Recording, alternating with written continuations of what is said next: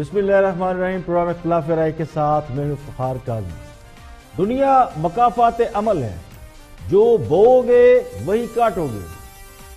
तारीख भी खुद को दोहराती है और बार बार दोहराती है और ये बताती है कि मुझसे सबक सीखो। कल तक खां साहब मुंतखब हुकूमत के खिलाफ जलसे और धरने करते रहे। आज उनकी अपनी इलेक्टेड गवर्नमेंट के खिलाफ जलसे भी हो रहे हैं और हुकूमत को अगस्त तक घर जाने की डेडलाइन और इक़्तिदार न छोड़ने की सूरत में इस्लामाबाद का घेराव करने की धमकियां दी जा रही। खां साहब की हुकूमत अगस्त में 1 साल मुकम्मल कर रही है, लेकिन 1 साल बाद ही उन्हें अपोजिशन की जबरदस्त मुजाहमत का सामना है। वो अपोजिशन जिसे खां साहब चोर, डाकू और मुल्क की मईशत की तबाही का जिम्मेदार करार दे रहे हैं, उनकी मरकजी क़यादत को जेल में डाल चुके हैं। इसके बावजूद अपोजिशन न खां साहब को मुंतखब वज़ीर-ए-आज़म मानने के लिए तैयार हैं, न उनकी हुकूमत को तस्लीम करने के लिए तैयार हैं।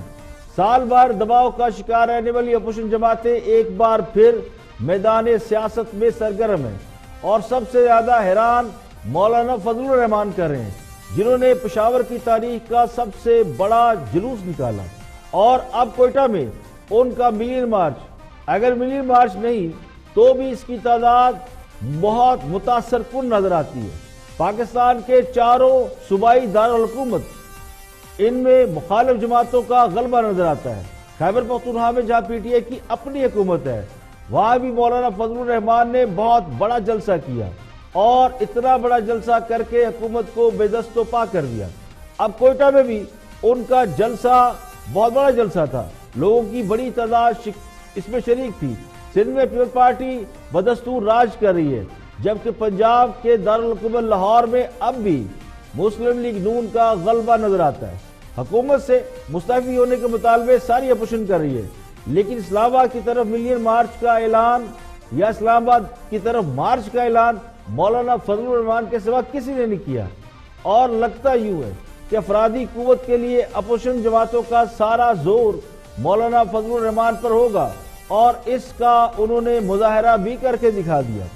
अब सवाल ये है, एक इलेक्टेड जमहूरी हुकूमत जिसके इक़्तिदार का सिर्फ 1 साल पूरा होने को है, अपोजिशन उस हुकूमत को गिराने के लिए मैदान में क्यों है?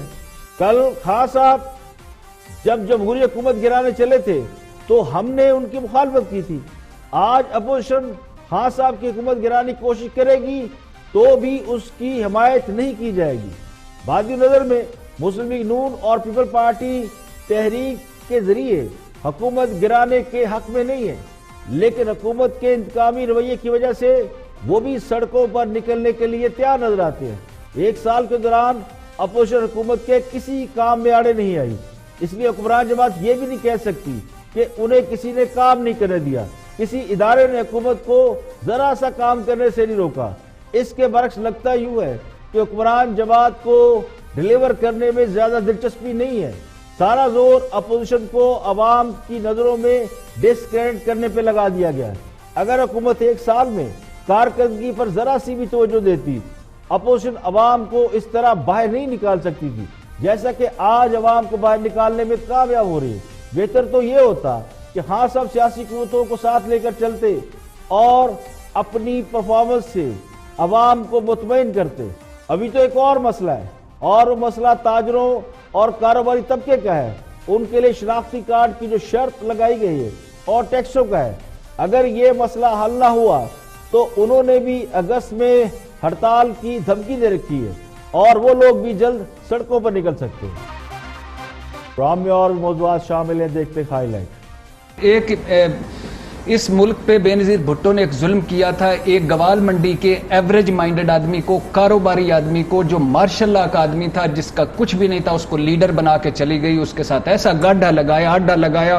वो सीएम पंजाब था, नवाज शरीफ ने बनाया या उस वक्त की एस्टैब्लिशमेंट ने बनाया? नहीं, सबने मिलकर ना। फिर तो उसके बाद सीढ़ियां चढ़ती गई ना आईजी, उसके बाद तो कमाल हो गया। कामयाब, तरक्की याफ्ता और जिंदा कौमें जो है ना, वो अक़वाल ज़री नहीं, वो अमाल ज़री देखती हैं। ट्रम्प इज़ इन अ हरी, ठीक है, हम सब जानते हैं वजूहात क्या हैं उनकी जल्दबाजी की। तो अब वो चाह रहे हैं कि आप डिलीवर करो, टाइम टू डिलीवर भाई, वो ख़त्म हो गई बात। अब ये वो जो हैंगओवर है, बड़ा कामयाब रहा, कामयाब नहीं रहा। बात करनी मुझे आप इजाजत देंगे। बहुत ही डिस्गस्टिंग, घटिया और इखलाक से उतरा हुआ एक ट्वीट किया है इम्तियाज आलम साहब ने थोड़ी देर पहले, जिस पर इन्हें शर्म आनी चाहिए।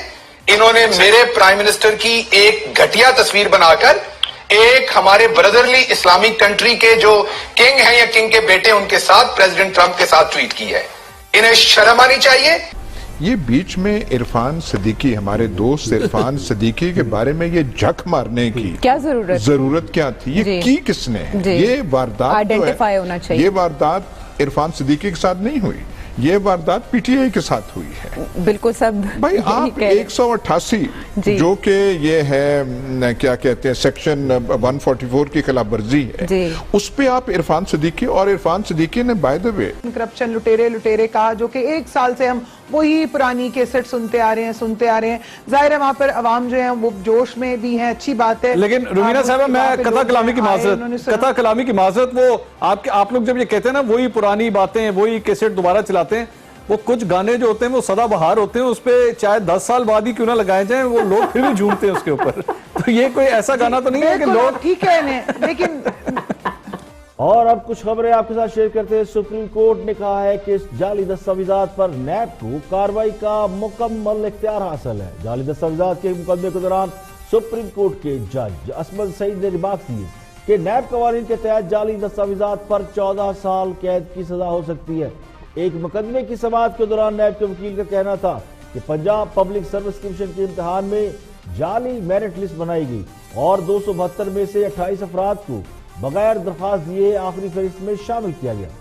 मुलजम के वकील का कहना था कि सुप्रीम कोर्ट के फैसलों के बाद जाली दस्तावेजात पर तैनात होने वालों के खिलाफ कार्रवाई नहीं हो सकती। इस पर जस्टिस अजमत सईद ने कहा कि नैब जाली दस्तावेजात पर तैनाती करने और इससे फायदा उठाने वालों के खिलाफ कार्रवाई कर सकता है। और पाकिस्तान ने अफगानिस्तान को बाज़ाब्ता मुज़ाकरात की दावत देने के अमल का आगाज कर दिया, जिसका मकसद अमेरिका और तालिबान के दरमियान जारी बातचीत को किसी हतमी नतीजे तक पहुंचाना है, ताकि 18 साल से जारी अफगान कशीदगी का मुकम्मल खात्मा किया जा सके। मामले की हसासियत की बिना पर हुकूमत पाकिस्तान ने फैसला किया कि मुज़ाकरात की दावत और इस बारे में जारी मामलात के बारे में कोई भी वजीर या हुकूमती रुकन बयानबाजी नहीं करेगा। और एहतसाब अदालत ने पाकिस्तान पीपल्स पार्टी के शरीक चेयरमैन आसिफ अली जरदारी उनके हमशीरा फरयाल तालपुर का मजीद 10 रोजा जिस्मानी रिमांड मंजूर कर लिया। साबिक सदर को 14 रोजा जिस्मानी रिमांड मुकम्मल होने पर जज मोहम्मद बशीर के रूबरू पेश किया गया, जहां नैब की जानिब से उनके जिस्मानी रिमांड में मजीद तौसीक की इस्तदा की गई। अदालत ने आसिफ जरदारी को 8 अगस्त को दोबारा पेश करने की हिदायत की। सहाफियों से गैर रस्मी गुफ्तगू करते हुए आसिफ अली जरदारी ने कहा कि वो कहते हैं कि हजारों करोड़ खा गए, हफीज शेख को भी पकड़े, वो भी हमारे साथ थे, हफीज शेख को भी डाले जेल में, पूछे कहाँ है हजारों करोड़ रुपए। मिलियन मार्च से मुतल्लिक सवाल पर उनका कहना था कि मार्च में अदालत से शरीक होंगे। और सबसे पहले बात कर रहे हैं थिंक टैंक में साबिक रुकन असम्बली हैं और तजिया निगार हैं अयाज अमीर। वॉच लिस्ट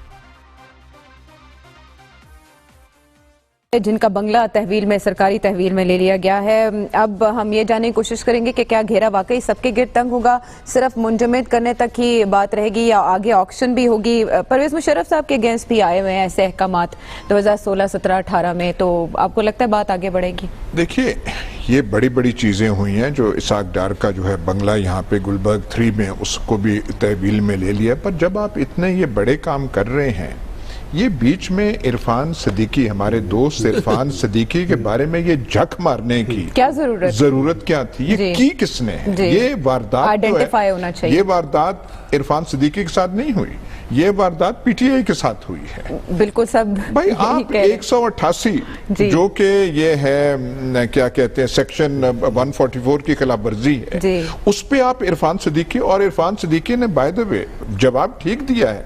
78 साल आदमी है, हमारा उसने वो कलम लहरा के और एक बड़ा मुस्कुरा के उसने अपनी हथकड़ियां, वो तो मेरे ख्याल सबसे कीमती फोटोग्राफ उनकी जिंदगी की वही है, वो नैब ने उनको मुहैया कर दिया जो उनके ड्राइंग रूम में लगेगी। तो ये किसने झक मारी है, इन्हें कुछ पता नहीं, बताने वाला कोई नहीं है। ये जो है जो एसी वाली बात है, नवाज शरीफ वाली बात, जो होम डिपार्टमेंट ने जेल खानाजात को लिखा है, वो ऐसा बोंगा खत है। भाई आप कैसे कह सकते हैं पंजाब के मामलात में कि वजीर आजम का डायरेक्टिव है? वजीर आजम का इख्तियार ही नहीं है कि वो सूबाई हुकूमत को हुक्म दे, आप कर ही नहीं सकते, खिलाफे कानून। तो आप ये सही मामलात नहीं कर सकते। जिस होम डिपार्टमेंट के अफसर ने वो डायरेक्टिव इश्यू की है, नोटिफिकेशन, उसकी बासपुर्स होनी चाहिए। और ये इनका पीटीआई हुकूमत वालों को कुछ देखने वाला नहीं है। समझ इमरान खान को ये नोटिस लेना चाहिए कि ये जो झक जो है इरफान सिद्दीकी वाली, ये मारी किसने है, इसके पीछे कौन है, इसके लिए आप क्या कर रहे हैं। ये ठीक है, आप वो जब आप ये एक चीज झक मारते हैं तो सारी आपकी चीज जो है इसादार वाली भी, वो भी जो है वो सारी आप इनको कौन बताने। देखिए, जिस तरह का खास साहब का मुखालफिन के साथ रवैया है, उनके चाहने वाले ऐन उसी रवैये के मुताबिक काम करें। ना उनकी जुबान से कोई महफूज है, ना उनके इख्तियारात से कोई महफूज है। इसलिए मेरे महबूब वज़ीर आज़म को यही बात तो बार बार समझाने की कोशिश की जा रही है कि प्राइम मिनिस्टर के मुंह से निकलने वाले हर लफ्ज की बहुत अहमियत होती है। जब मेरा वज़ीर आज़म अमेरिका में खड़े होकर मुखालफिन से जेल की सहूलियात छीनने का ऐलान करेंगे तो उनके चाहने वाले कवानीन की परवाह थोड़ी करेंगे। हाँ साहब के गिर्द जो लोग हैं वो समझते हैं कि किसी भी मुखालिफ के खिलाफ कोई कार्रवाई होती है तो खासा बड़े खुश होते हैं, इसीलिए वो शाह से ज्यादा शाह के वफादार बनने की कोशिश करते हैं। प्राइम मिनिस्टर का मिजाज सख्त होगा तो उनके नीचे जो लोग हैं उनका रवैया भी वैसे ही होगा। अगर वज़ीर आज़म नरम मिजाज का होगा तो उनके जो नीचे लोग हैं वो भी नरम मिजाज के होंगे। तो नरम मिजाज होना कोई बुरी बात नहीं है, बस नाजुक मिजाज नहीं होना चाहिए। इसमें लोगों का कसूर नहीं है, पानी हमेशा ऊपर से नीचे की तरफ बहता है, तो जैसा हाकिम वैसे उसके लोग, ये तो सदियों पुरानी रवायत है। क्योंकि खान साहब का मुखालफिन के बारे में एक बहुत अहम नुक्ता नजर है, एक सॉलिड, एक हार्ड लाइन है, और वो इस पर सख्ती से न सिर्फ कायम है बल्कि बार बार उसका इजहार भी करते हैं। इसी का लोग फायदा भी उठा लेते होंगे। मुझे यकीन है कि इरफान सिद्दीकी की गिरफ्तारी में खान साहब का कोई हाथ नहीं, खान साहब इससे लाइलम होंगे। ये उनकी मेहरबानी कि उन्होंने इस बात को अना का मसला नहीं बनाया, वरना सिद्दीकी साहब अब भी अंदर ही होते। यहाँ पे लेंगे एक ब्रेक, और ब्रेक के बाद जब वापस आएंगे और भी अहम मौज़ूआत आपके साथ शेयर करेंगे। हमारे साथ रहिएगा।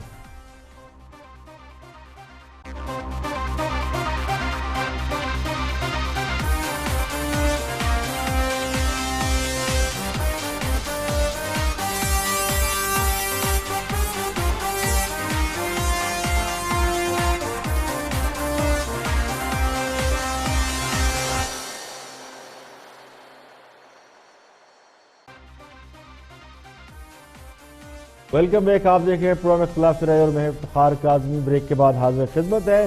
प्राइम मिनिस्टर के दौरा अमेरिका की बाज़ गश्त अभी तक जारी है और तजिया निगार और मुबस्सरीन इस बात का फैसला कर रहे हैं कि क्या ये दौरा कामयाब था, नाकाम था या क्या था। हसन निसार इसी पे तजिया दे रहे हैं मेरे मुताबिक। देते हैं। अच्छा, पाकिस्तान से मुज़ाकरात कामयाब रहे, अब अमल का वक्त है, ये कहना है अमेरिका का। ये जो होता है ना कामयाब मुज़ाकरात और बड़ा ये रोमांस चल रहा है, ऐसा नहीं है। कामयाब, तरक्की याफ्ता और जिंदा कौमें जो है ना वो अक़वाल ज़री नहीं, वो आमाल ज़री देखती हैं।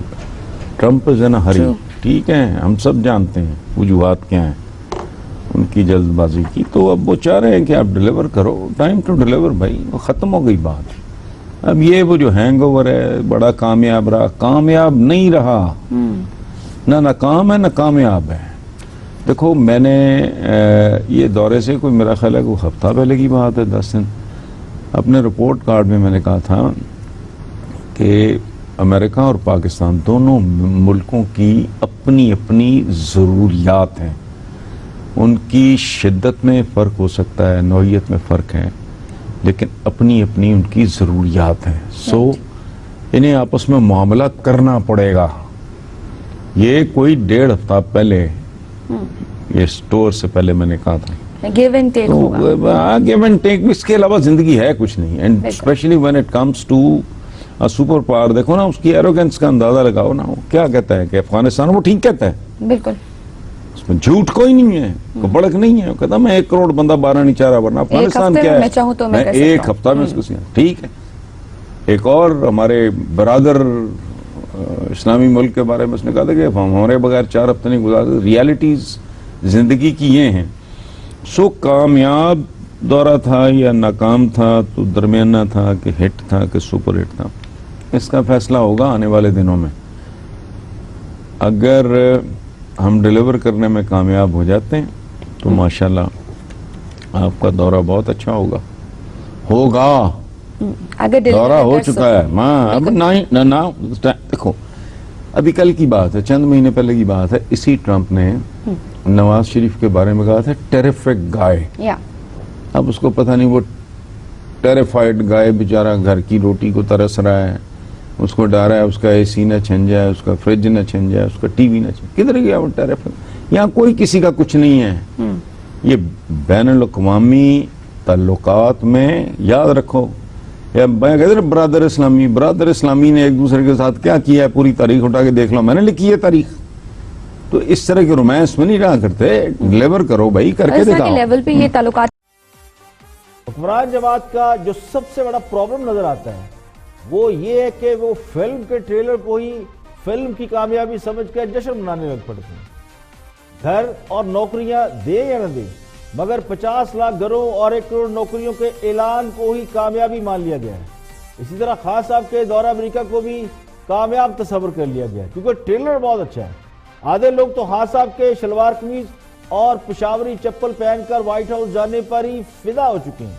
ये वो लोग हैं जो प्राइम मिनिस्टर को हैंडसम प्राइम मिनिस्टर देखना चाहते हैं।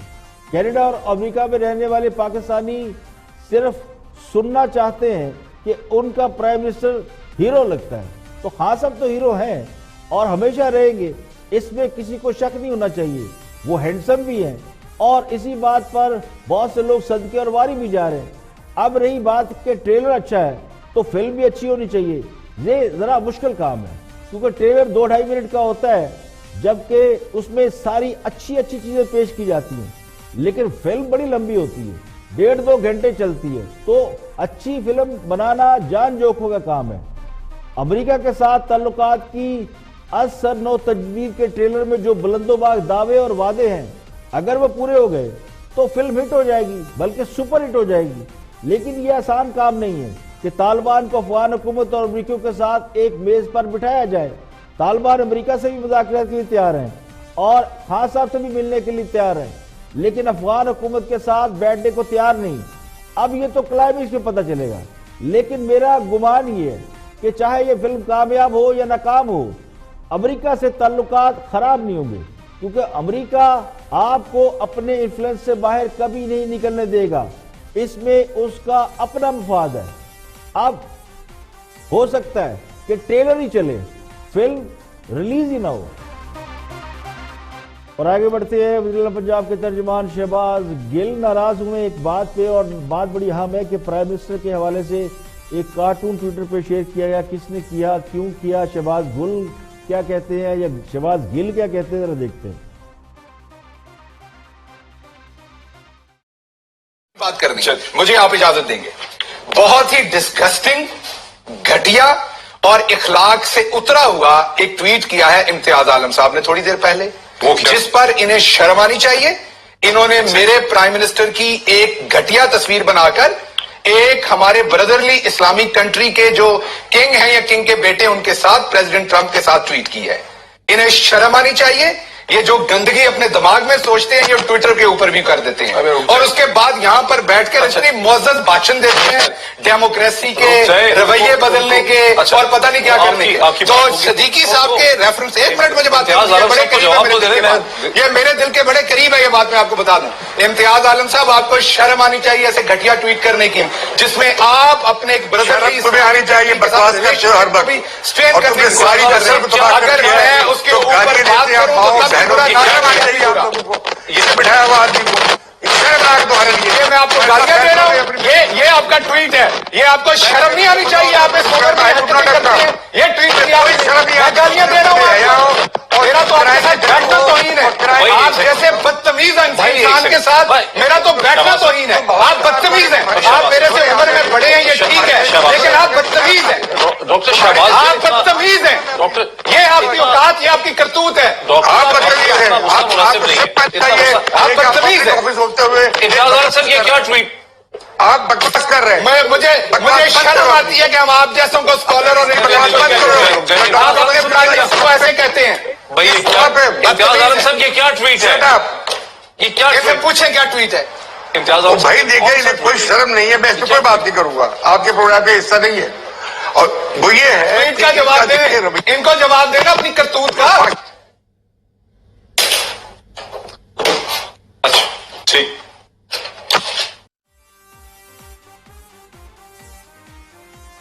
बज़ाहिर शहबाज गिल बड़े पढ़े लिखे आदमी लगते हैं, लेकिन अपनी गुफ्तगू से वो बिल्कुल अंदाजा नहीं होने देते। किसी भी शख्स के तालीम या पढ़े लिखे होने का अंदाजा उसके कपड़ों या लिबास की तराश खराश से नहीं, बल्कि उसकी गुफ्तगू से लगाया जाता है। शहबाज गिल ने इम्तियाज आलम के साथ एक ट्वीट करने पर जो जुबान इस्तेमाल की है वो ऐन उनकी जमात का मिजाज है। मेरा जाती ख्याल ये है कि इम्तियाज आलम साहब को खान साहब का कार्टून ट्विटर पर शेयर नहीं करना चाहिए था। सहाफत के मुरवजा असूलों के मुताबिक हुकूमत पर एक जर्नलिस्ट क्रिटिसिज्म कर सकता है, हुक्मरान के रवैये और किरदार पर तनकीद कर सकता है, लेकिन रिडिक्यूल नहीं करना चाहिए। ये सहाफियों का काम नहीं है, ये एंटरटेनमेंट वाले करते हैं। हाँ साहब इंडिया के प्राइम मिनिस्टर नहीं है, हमारे प्राइम मिनिस्टर है, लेकिन जिस तरह शहबाज गिल उनकी मोहब्बत में मुब्तला होकर दूसरों की इज्जत उतार रहे हैं, ये रवैया भी दुरुस्त नहीं है। जितनी लड़ाइयां ट्विटर की वजह से हो रही हैं और जितनी नफरत सोशल मीडिया के जरिए फैल रही है, इससे किसी की इज्जत महफूज नहीं रही। इसलिए मेरी जाती राय के मुताबिक जो रेप्यूटेड जर्नलिस्ट हैं उनको पार्टी बनने से गुरेज करना चाहिए। सोशल मीडिया तो ऐसा गटर बन चुका है कि अगर उसमें आप पत्थर मारेंगे तो सबसे ज्यादा चींटे खुद पर पड़ेंगे।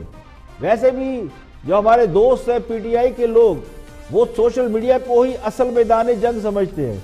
ये काम नून लीग भी कर रही है, तो बेहतर ये कि इसे लोगों के लिए छोड़ दिया जाए ताकि लोग अपना कैथारसिस करते रहें। और शहबाज गिल को भी मेरा जाती ख्याल ये है कि इस पर इस तरह रिएक्शन नहीं होना चाहिए, वरना तो फिर सारे लीडर खेलेंगे। नून लीग बैठेगी, वो कहेगी नवाज शरीफ को चोर क्यों कहा, तो वो आपको गालियां देंगे। आप बैठे तो आप कहेंगे इमरान खान ने कार्टून क्यों दिया, तो आप गालियां निकालेंगे। तो ये बात अगर ट्विटर तक रहे तो अच्छी बात है, लेकिन अब शहबाज गिल साहब की मोहब्बत की वजह से ये बात ट्विटर तक महदूद नहीं रही। अब सारी दुनिया को मालूम हो गया है कि गैर मुल्की अखबारात में हमारे प्राइम मिनिस्टर से मुतल्लिक किस किस्म की बातें या कार्टून शाया होते हैं। और आगे बढ़ते हैं, और जर्नलिस्ट हैं, तजिया निगार हैं और खासे पॉपुलर तजिया निगार हैं इरशाद भट्टी साहब। इसी यहाँ मौजूद पे बात कर रहे हैं, सुनते हैं क्या फरमाते हैं इरशाद भट्टी।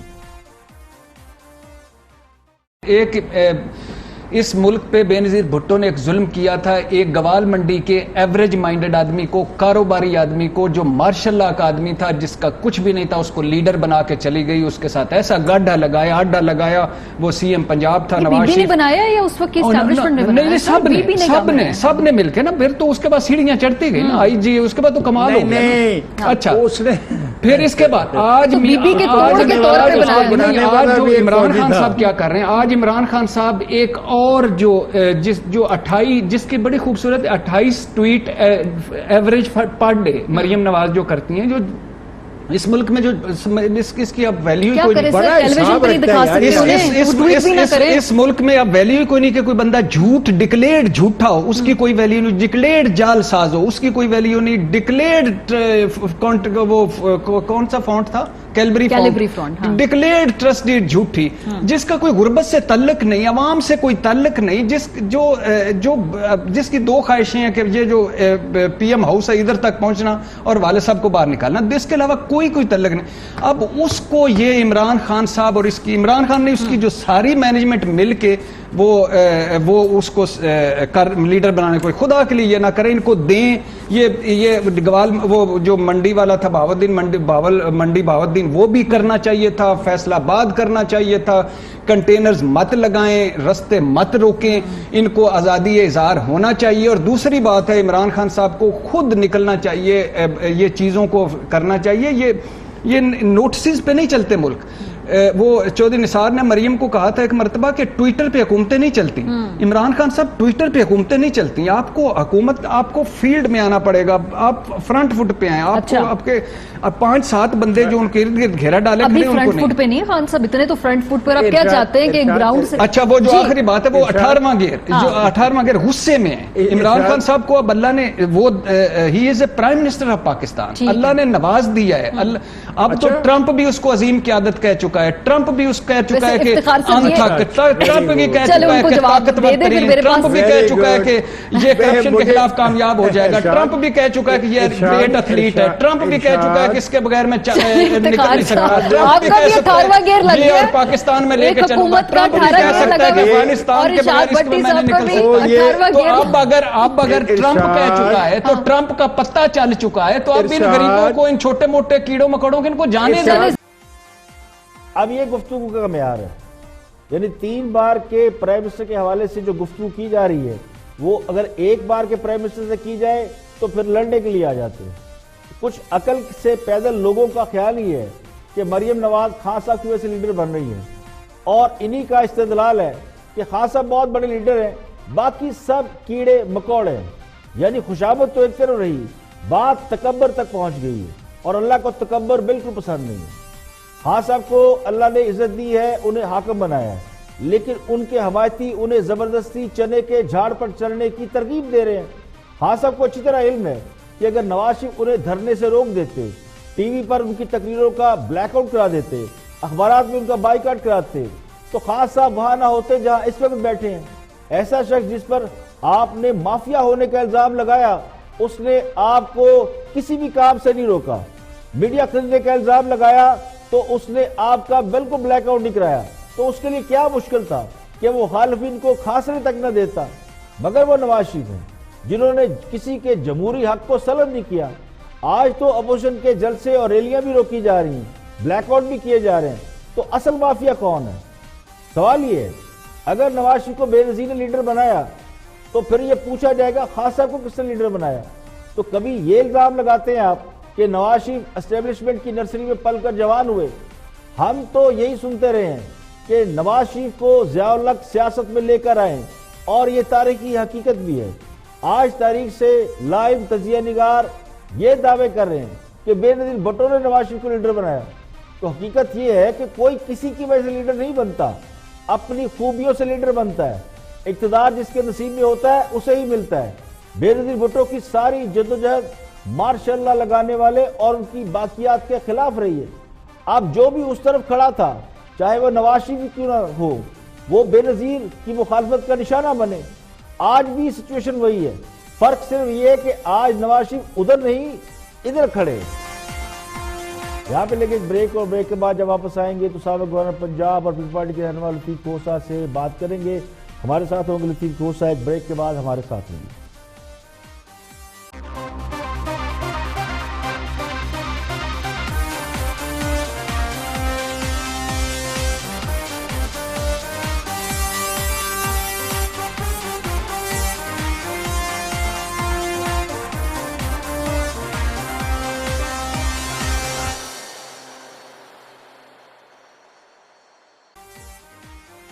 Welcome back. आप देख रहे हैं प्रोग्राम इख्तिलाफ राय और मैं हूं इफ्तिखार काज़मी। ब्रेक के बाद हाजिर खिदमत है। प्रोग्राम के इस हिस्से में हम आपकी बात कराएंगे साबिक गवर्नर पंजाब और पीपल्स पार्टी के बड़े अहम रहनुमा हैं लतीफ खोसा। उनसे जानते हैं मुल्क की सियासी हालात में बात करते हैं। सवाल खोसा साहब, गवर्नमेंट को तकरीबन 1 साल होने को आया, बड़े बड़े दावे करके आए थे खान साहब, आपकी जमात उनकी हरीफ जमात है, और अभी आपके जो पार्टी के प्रेसिडेंट हैं जनाब जरदारी साहब चेयरमैन, वो जेल में है, नवाज शरीफ जेल में है। लेकिन इसको अगर साइड पे रखें और ये देखिए कि खान साहब की अपनी हुकूमत ने 1 साल में क्या डिलीवर किया, जो वादे करके आए थे क्या वो पूरे किए? देखिए, ये तो एक अनहोनी हुकूमत है। मुझे नहीं लगता कि ये अभी तक मौसूफ मोहतरम इमरान खान साहब कंटेनर से उतरे हैं या पीटीआई उस एजिटेशन मोड से बाहर निकली है। ये भी नहीं लगता कि ये हुकूमत में हैं भी कि नहीं है। जिस तरह हम कहते हैं सिलेक्टेड हैं और फैसले कोई और कर रहा है और हिदायत भी कोई और दे रहा है, लगता है ऐसा ही है। इसलिए कि इनका तो कोई विजन है ही नहीं। आप देखें, इन्होंने कहा था कि जब हम इक़्तिदार में आएंगे तो असद उमर हमारे फाइनेंस मिनिस्टर हैं, और ऐसे लग रहा था जैसे असद उमर साहब ने बहुत तैयारी की हुई है इनकी, और पाकिस्तान की मईशत को जाने ये कहाँ इस्तेहकाम बख्श देंगे। लेकिन आपने देखा कि मौसूफ कुछ भी ना कर पाए और फिर आखिर उनको भी छुट्टी दे दी गई, और फिर बिल आखिर जो है IMF की डिक्टेशन लेकर मौसूफ उन्हीं की सारी टीम लेकर पाकिस्तान पर जो इस वक्त सुनामी मुसल्लत की है, आलमान लोगों की चीखें निकल रही हैं। तो इसलिए इनका तो फिर आप सियासी महाज पे देख लें कि हमेशा हुकूमत जब आती है तो वो, जैसा आपने कहा कि वो ठहराव लाने की कोशिश करती है। इस्तेहकाम की तरफ आप तभी जा सकते हैं जब आपकी अंदरूनी जो है आपकी इंटरनल स्टेबिलिटी होगी।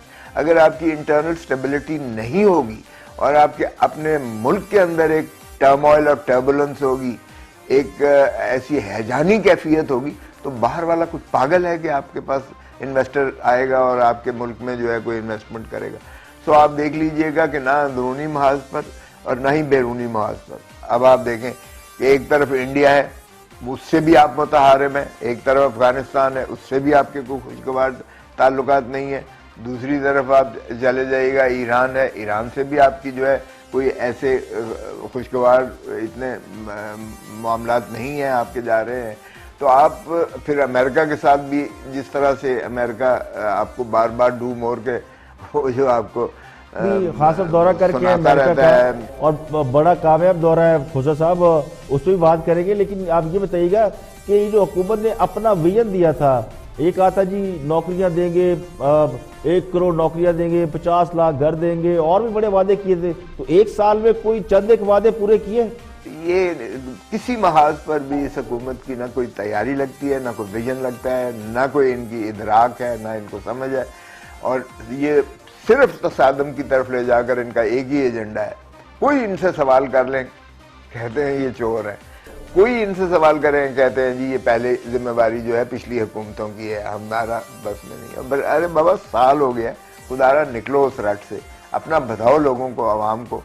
और फिर पार्लियामान जिसको मजबूत करना मकसूद था, क्योंकि पार्लियामान जो है अवाम होते हैं, और ये पाकिस्तान का आइन कहता है कि अवाम को मुक्तदिर करना। तो अवाम मुक्तदिर तभी होती हैं जब जो उनका इक़्तिदार के ऐवान है, पार्लियामान है, असेंबलियाँ हैं, जब वो फैसले वहाँ पर हों, वहाँ से कानून साजी हो, और वहाँ से जो है अवाम की आवाज़ सामने नज़र आए कि अवाम के लिए मामलात हो रहे हैं। आपने बिल्कुल रबिश कर दिया पार्लियामान को।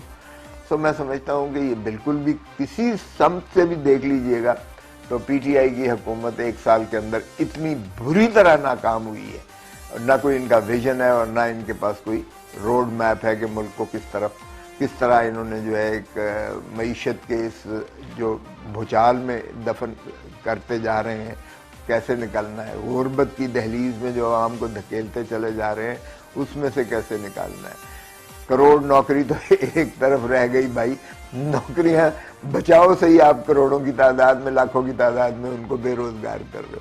50,000 घर बनाना तो दरकिनार रहा, आप उनके घर मिसमार करते जा रहे हो, उनकी चादर चार दीवारी उनका सर से वो भी जो है छीनते चले जा रहे। ठीक है, तो एक और सवाल है खुशा साहब, आपकी जमात ये कहती है कि इंतखाबात में धांधली हुई, 25 जुलाई हमने देखा यौम स्याह बनाया, बहुत बड़ा जलसा किया बिलावल भुट्टो साहब ने भी, और आप लोग डे 1 से कहते हैं बिलावल साहब के सिलेक्टेड वज़ीर-ए-आज़म है, तो फिर पीपल्स पार्टी पार्लियामेंट का हिस्सा क्यों है? ऐसी पार्लियामेंट जिसका मैंडेट आप तस्लीम नहीं करते, उससे आप बाहर क्यों नहीं आ जाते? हमने लास्ट गवर्नमेंट में देखा था कि पीटीआई पार्लियामेंट से बाहर आ गई थी। देखें, हमेशा भी आप अगर आप देखें तो मसलन जब भी आर्मी डिक्टेटर आता है या इस मुल्क में डिक्टेटरशिप होती है, तो चूंकि उसके रूट्स अवाम में नहीं होते हैं, तो फिर वो डिविसिव होता है। वो डिवाइड एंड रूल की पॉलिसी होती है उसकी, तो वो एक तबकाती कशमकश की तरफ जो है वो सोसाइटी को उलझा देता है, ताकि अपने इक़्तिदार को जिस हद तक तवालत दे सकता है वो उस तरीके से लड़ा के तसादम की शक्ल में उनको जो है वो इस तरह करे। तो ये जो डिविसिवनेस होती है, ये पॉलिसी, ये हमेशा वो करता है जो या डिक्टेटरशिप हो या सेलेक्टेड हो, जिसको दरअसल अवाम की ताईद से वो बरसरे इक़्तिदार ना आया हो, बल्कि दूसरे अवामिल और दूसरी क़ुव्वतें उसको इंस्टॉल करके लेके आई हों, चाहे वो इलेक्टोरल फ्रॉड के ज़रिए आए या वो किसी और तरीके से आए। तो इमरान खान साहब की PTI जो है ये बुनियादी तौर पर ये इलेक्टेड नहीं हम इसको मानते। हमने तो मुल्क के अजीम तर मफाद की खातिर हमने ये रिजर्वेशन होते हुए भी, ये बरमला इजहार करते हुए भी हमने सिर्फ जमहूरियत के तसलसल की खातिर हमने इसको वक्त दिया और हम इसको फिर भी कहा कि ठीक है आप चलें जिस तरह भी आए हैं।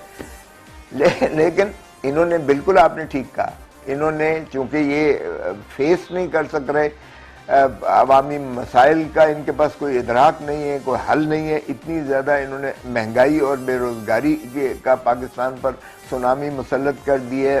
बजट जो है अवाम दुश्मन बजट लेकर आए जो लिटरली पाकिस्तान को स्ट्रैंगल कर रहा है, और वो न्यो कॉलोनियल सिस्टम के ताबे करके इन्होंने इकोनॉमिक हिटमैन के ज़रिए पाकिस्तान की मईशत को मगलूब उन कुव्वतों के जो है चुंगल में दे दिया है, जो डिक्टेशन देकर। ठीक है, माशी मामला तो है, वो हुकूमत खुद भी ये मानती है कि माशी मामला। तो मगर ये बताएं कि अब आपके लीडर भी अंदर है और नवाज शरीफ साहब को भी उन्होंने अंदर कर दिया है, और भी बहुत से रहनुमा अंदर जा रहे हैं। अभी हमने देखा शाहिद खान अब्बासी, उनको भी अरेस्ट कर लिया। तो मेन स्ट्रीम क़यादत तो सारी जेलों में जा रही है और गवर्नमेंट ये क्लेम कर रही है, बल्कि जो गवर्नमेंट के स्पोक्स पर्सन है वो ये कहते हैं जनाब कि इनका कोई सियासी मुस्तकबिल ही नहीं है, ना नवाज शरीफ का सियासी मुस्तकबिल है, ना असद ज़रदारी का मुस्तकबिल है। ये बुनियादी तौर पर हुक्मरानी ये खौफ के तारी करके ये कर रहे हैं इस मुल्क में, ये कोई पॉपुलर उसके नहीं कर रहे, क्योंकि पॉपुलर तभी होगा जब अवाम आपके साथ खुश होगी, दिल के साथ खुश होगी, और अवाम तभी खुश हो सकती है जब आप उनके लिए सहूलतें पैदा करें, उनके लिए एजुकेशन में आए, उनके लिए हेल्थ केयर में उनको जो है सहूलतें फराहम करें, उनके लिए जॉब एवेन्यूज़ क्रिएट करें, मुल्क में डेवलपमेंट हो, अफरात ज़र ख़त्म हो जाए या कम हो जाए, ख़त्म तो खैर नहीं कर सकते, लेकिन अफरात ज़र को कम करें, महंगाई को जो है कंट्रोल करें, ये तेल है, गैस है, पेट्रोल है, ये अपना बिजली है, इनकी कीमतों को जो है वो रेगुलेट करें। और जब तक ये सारी चीज़ें तभी कर सकते हैं अगर ये इनके अंदर पॉपुलर विल हो और अवाम की ताईद हो। जब नहीं होगी तो फिर ये इसी तरह करेंगे। मीडिया में भी इन्होंने जो है सेंसरशिप लगा के उन पे ऊपर बहुत ज़्यादा सख्तियाँ कर रखी हैं, और बल्कि उसमें भी डिविसिवनेस इन्होंने क्रिएट की है। वकला में इसी तरह इन्होंने उनको भी, वकला को मुख्तलिफ अंदाज से उनको, किसी को जो है लॉ ऑफिसर्स बना के, किसी को जो है स्टेट केसेस दे के, किसी को इस अंदाज से एक अपना जो है इन्होंने उसमें भी जो डिविसिवनेस की है उसमें भी उन्होंने तकसीम करने की कोशिश की है। जब आपने देखा काजी फायज ईसा सुप्रीम कोर्ट के जज जो आज़ाद फैसले देने जा रहे थे या दे रहे थे, और के आगा जो सिंध के जज सीनियर जज हैं वो भी आज़ाद मनश थे और इनके शायद कंट्रोल में नहीं आ रहे थे, तो आप देखेंगे उनका सुप्रीम जुडिशल काउंसिल में दे दिया और वकला को तकसीम कर दिया। कुछ वकील जो है जब उनकी तारीख होती है तो वो हड़ताल खुना होते हैं और कुछ कहते हैं कि जी हमारा। ठीक है, बहुत शुक्रिया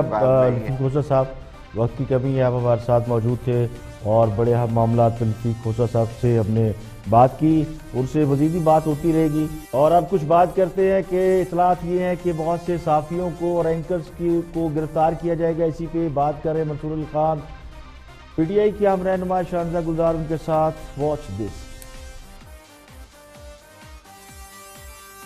और चंद एंकरों को धरने की अब तैयारी की जा रही है और चंद सहाफियों को उठाया जाएगा।